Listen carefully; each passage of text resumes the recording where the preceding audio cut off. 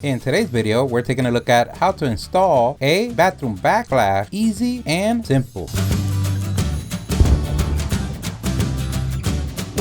This is so easy, anyone could do. Everything that we use on the video, we're gonna leave a link on the description. So today, you woke up wanting to tackle that to-do list. You wanna make it non-existent. Don't worry, here at the StatUpBox team, we've got your back. If today feels like a tile day, then you might wanna check out our how to backsplash a kitchen video. We'll leave a link on the description for that. So basically, wherever you wanna install a backsplash is the same technique, even if it's small like this one or a bigger project. Don't worry, we believe in you. The first thing that we want to know is the square footage of tile that we're gonna need. So in this case, we have 33 inches. If we divide that by 12 to get foot or feet or 5 toes together, we get 2.75 feet. Then we measure the other side where we have 24 inches. Divided by 12, we have 2 feet. Now we measure how tall are we gonna place tiles. In our case, it's 6 inches. Divide that by 12, we have half a foot or 2 toes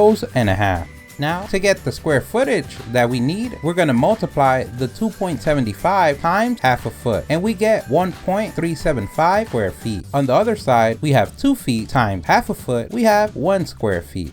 We go ahead and add both measurements, so we have 1.375 plus 1 equals 2.375 square feet.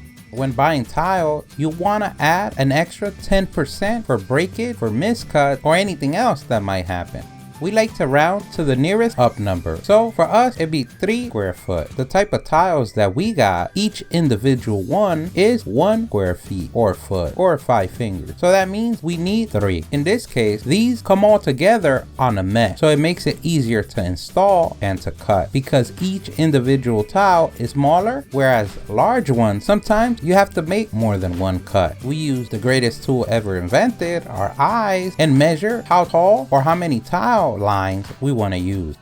And then we decide to cut the mesh. You could use scissors, a razor blade, your bare hand for some claws. And basically what we want to do is do a dry fit. And what that means is we're going to take all the tiles, place them in the wall if we can, to see where we need to make cut or how many tiles we need. Because once you get to the tile adhesive, you only have a certain time to place them. And this makes everybody's job a lot easier. So now that we filled your brain with numbers and you got a math lesson in YouTube, we're ready for the next step.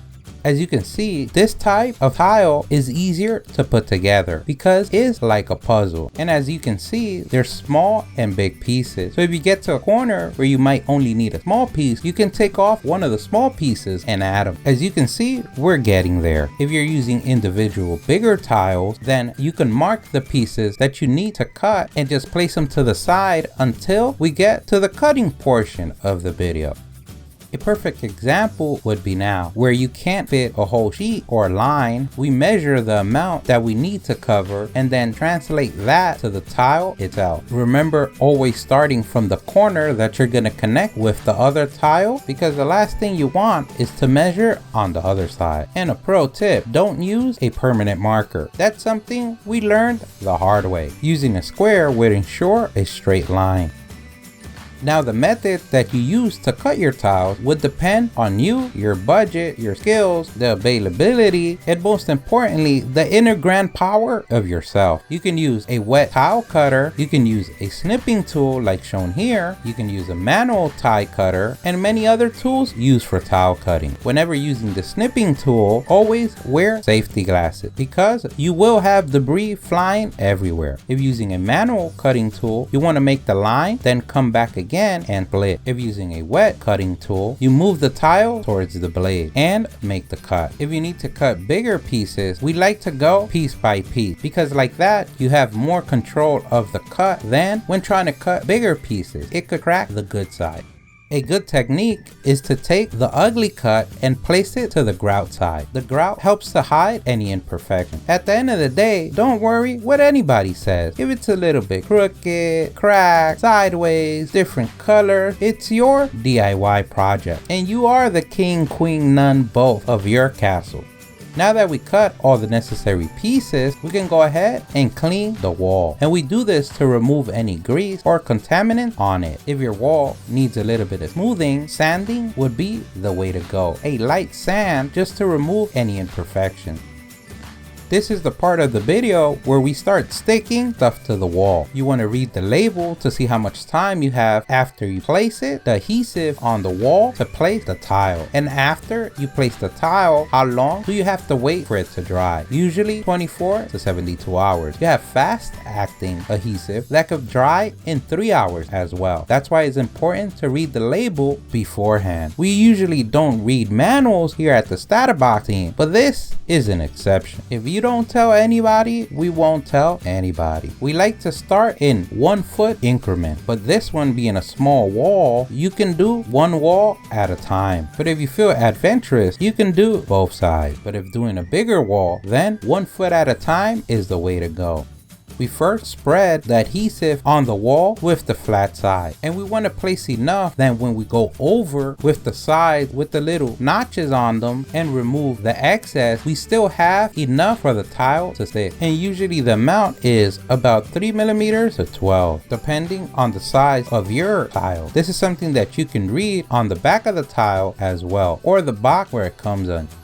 In our case, we chose not to remove the faucet because a true grasshopper fights against the wind, does not do easy. The harder and more difficult the job, the greater the victory. Once we place the adhesive on the wall, now we can use the trowel on the other side with the notches and go over it and remove any excess and try to level as best as we can. This is already pre-mixed, so you don't have to do anything. We're gonna go ahead and start from the right side. And basically what you wanna do is place it on the adhesive, and then with your hands and fingers, just press it a little bit. You are going to feel the grab. If you have any loose ones or uneven ones, you can add more towel adhesive to the towel itself and then place it. Don't be scared to get dirty. We can go ahead and place the second piece. And now we're ready to place the last piece.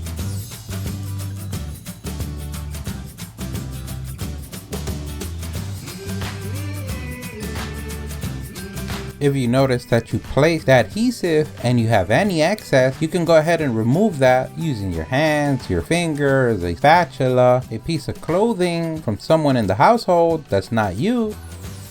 You also have the option of placing corners on the side. You can find this at your hardware store. Now we're basically gonna do the same thing to the other side. We start by spreading the adhesive, and then with the trowel on the one side with the notches, we go ahead and remove any excess, trying to create a balance between the spread. And we go ahead and start at the corner, placing our first row. Then we go ahead and place our next row. Press with our fingers, making sure that it's stuck. And we finish this process by removing any excess, either on the vanity, on the floor, on the wall, on your face, and your skin. Using a metal or plastic spatula, we can go over the grout line. This helps remove any excess adhesive we have where the grout should go. We can use a towel or a piece of cloth to remove any excess on the tile. This is something that you want to remove now, because once it dries, it's a lot harder to remove. Now, according to the specification of your adhesive, we wait 24 hours to 72 hours to place the grout.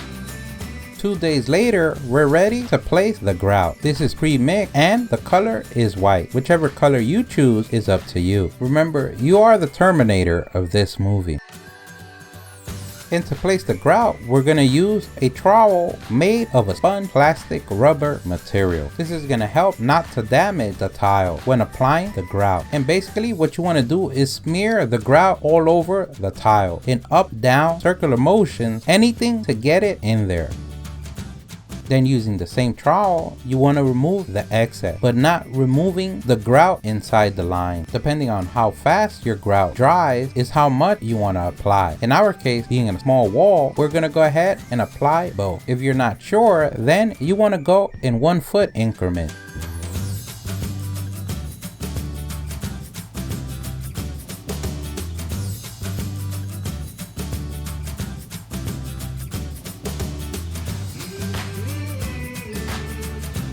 You want to remove the most excess you can, either using a spatula or the trowel itself.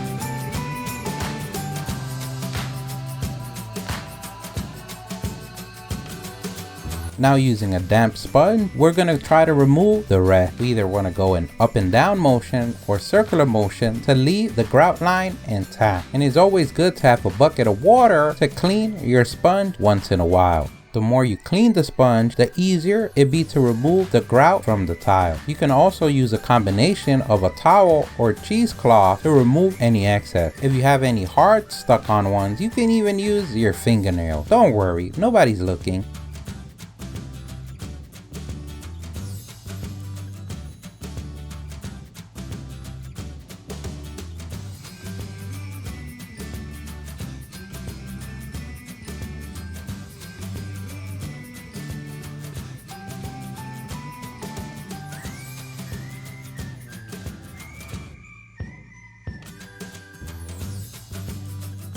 Once we remove any excess, we wait 20 minutes to give the grout enough time to firm up. Now using a towel or cheesecloth, we're going to remove any haze or any leftover grout on the tile. If it's become too hard, you can always use a plastic spatula.